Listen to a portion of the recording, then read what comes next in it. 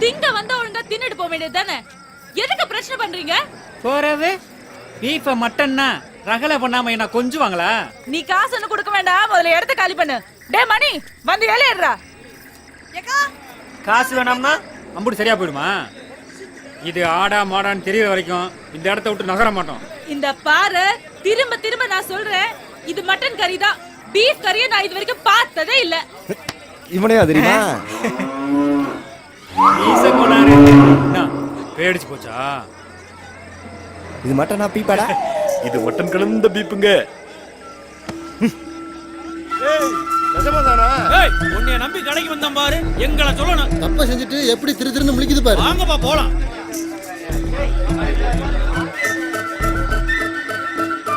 மொட்டை பிள்ளைங்கனாலதான் வியாபாரத்துல கை வச்சேன்.